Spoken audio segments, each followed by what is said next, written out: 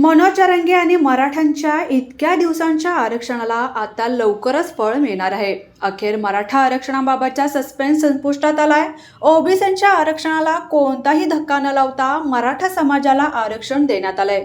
मराठा समाजाला शिक्षण आणि नोकरीत 10% आरक्षण देण्याच्या मसुद्याला आजच्या कॅबिनेटच्या बैठकीत मंजुरी देण्यात आली आहे. त्यामुळे मराठा आरक्षणाचा मार्ग निकाली निघाला आहे.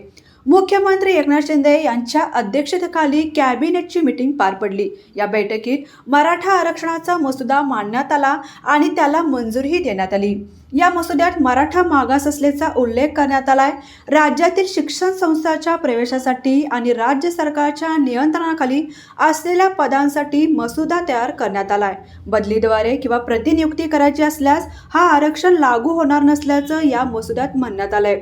इतर शैक्षणिक संस्था आणि खाजगी शैक्षणिक संस्था आणि राज्याकडून अनुदान प्राप्त होणाऱ्या संस्थांना हे सरकारी आदेश लागू होतील.